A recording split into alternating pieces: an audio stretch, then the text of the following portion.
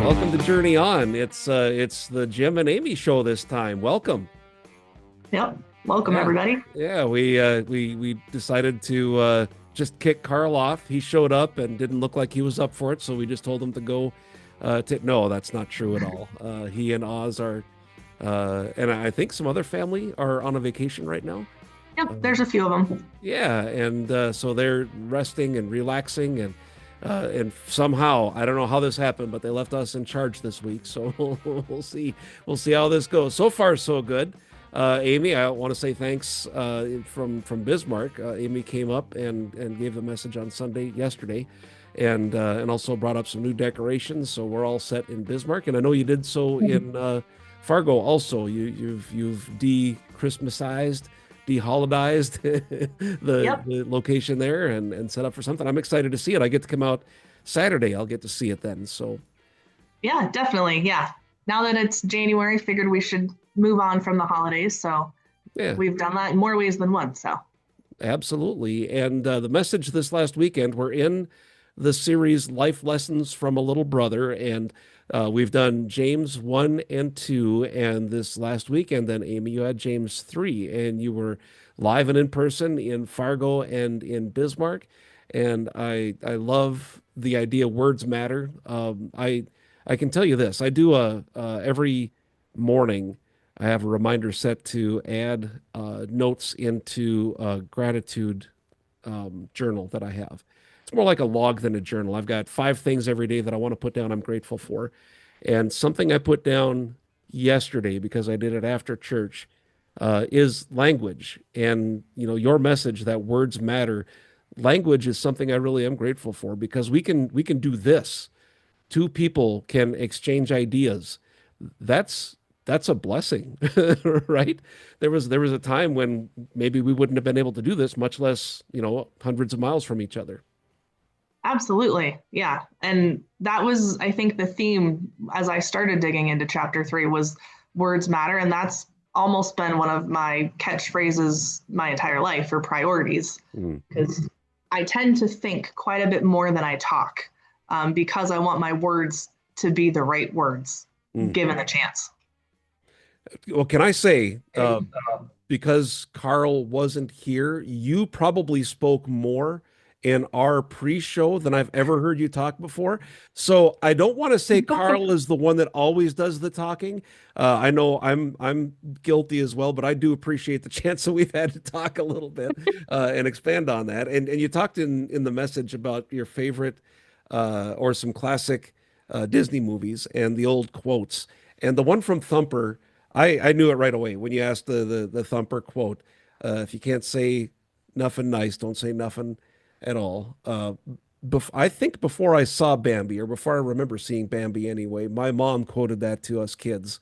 That was an important part of how we were raised. So I did a lot of not talking as a kid when I was reminded about that. Hello, kitty. And which kitty do we have there? That's Fiona. Fiona. All right. Yep. So we'll make sure to get her signed up in the union so she's legal there. Yep. But so that was a good quote, good way to start it.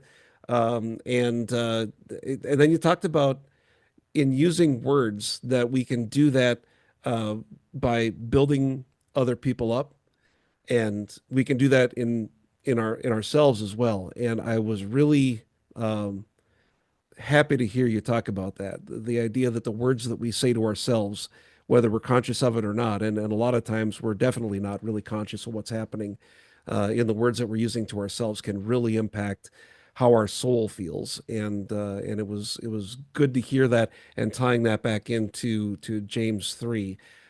So I appreciate that. And I know in your day job, you're a supervisor. So uh, I love the business world. I have a degree in business management. I love the idea of putting into practice some of these things, these lessons that we have here. I know in today's business environment, we can't always tie things to Jesus or our Christianity. We have to live in the world. but there are ways that we can do this, and building ourselves up and helping each other's build themselves up is a big part of being a supervisor as well, right? Absolutely. And it's, again, being able to control your words and pick the right ones, because sometimes the gut reaction of how you want to respond to something, um, is my door open or shut? So are people going to see how I'm responding or not? Because I need to be mindful of that and how that's going to radiate throughout. And so that's, I don't know, I get a lot of reminders of that, I guess, Mm. from day to day of how important that is. And sometimes I do well with those reminders, and sometimes it's, oh, I could have done better at that. That's life. It That's how we is. get through every day for sure. And we are all leaders, and we're still called to remain humble. You talked about that in the beginning of the message. And really you tied that into something I thought was pretty cool too, that we all have different roles, right? I know you wanted to expand a little bit on our roles as well, right? Yeah. When I started going through chapter 3 and thinking, reading about taming the tongue, it's very easy to stop at what you say. Mm, But it's also what caught me off guard, maybe in the beginning, was the fact that he mentioned teachers. And what did he mean by teachers? Well, mm, James meant anybody who is in a leadership role or a role of authority, because in their day, teachers were a very sought after position, and it was a position of status and things like that. And I almost missed that.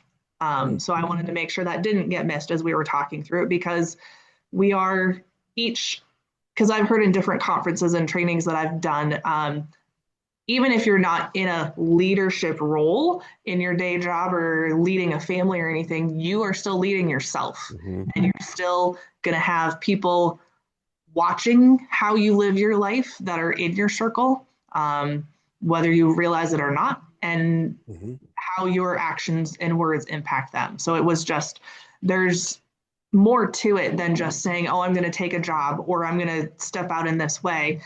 It's always good to do that self assessment and realize or think through, why you're doing what you're doing and how you're impacting people, because of just how we're called as Christians to be holy and set apart, and that more positive light that we're supposed to bring to it. Right. And you summed it up nicely. There was a Chuck Swindoll quote. I heard several moments of aha in Bismarck when you use this. Our words reveal our character. That was part of a quote that you had up on the screen. And I know I felt it, and I heard others realize that too. And it's especially when we're under pressure, right? The words that we're using, whether it's an emotional conversation or there's something of an emergency happening around us, the words and the tone that we use, it reveals our character. And the more time, what I took from that is the more time I spend developing my character, the more gentle those words will be. And that's something that I want to work on as well. So I'm glad you brought that up. Yeah, that is a great takeaway from that. That's awesome. The final quip, I love that about all the chapters of James. In James 3, his final quip, peacemakers who sow in peace reap a harvest of righteousness.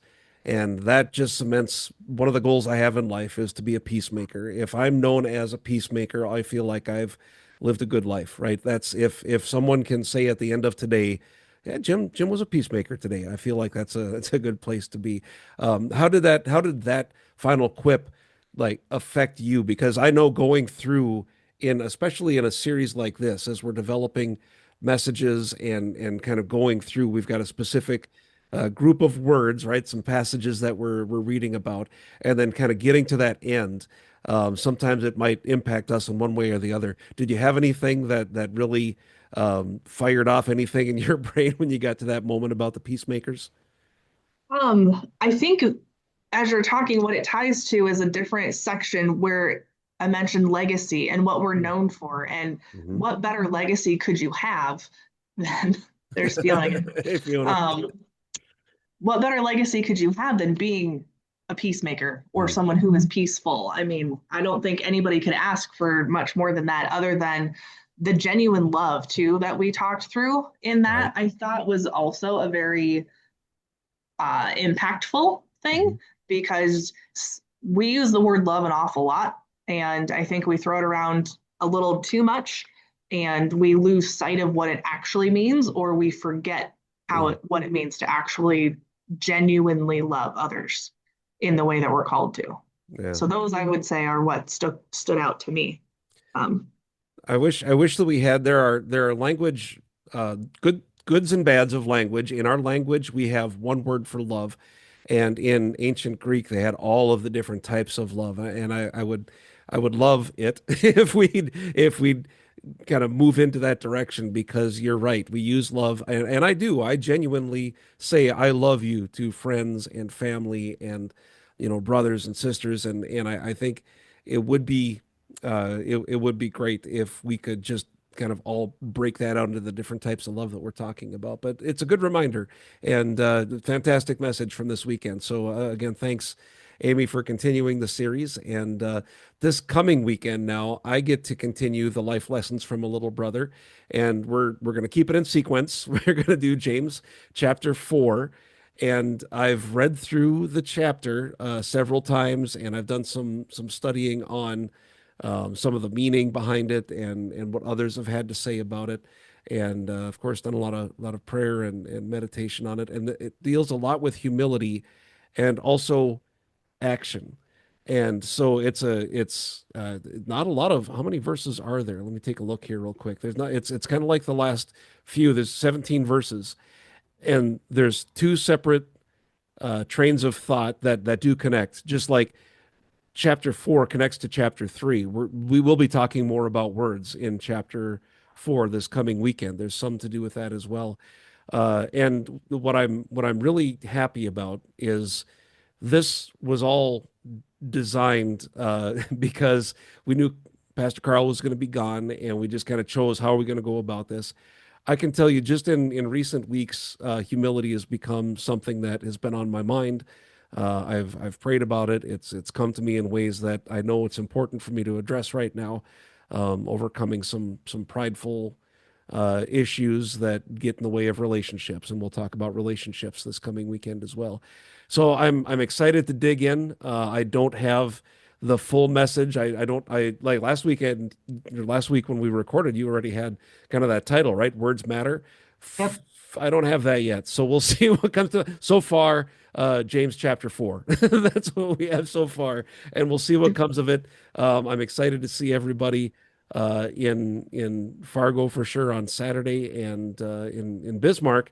I always love to see people in Bismarck, but especially this coming weekend. I want to say we've got our potluck because it's the third Sunday of the month, and also we're adding in family game time as part of that fellowship. So we'll get together for some music, a message, a little more music, some food, and some family games. So for those in Bismarck, anybody that's in the area, Fargo, you want to come on up? You missed Saturday, or maybe you feel like you missed something, you want to hear it again? Come on up. Sunday, 10 o'clock here. And the theme of the potluck is dips. Dippity doodah is the name of the Yep. potluck this time. So I'm sure it's going to be a lot of fun. And then the other upcoming thing, I know in Fargo, you guys are going to do another revival coming up, right? Yep. We've got another one coming up February 1st.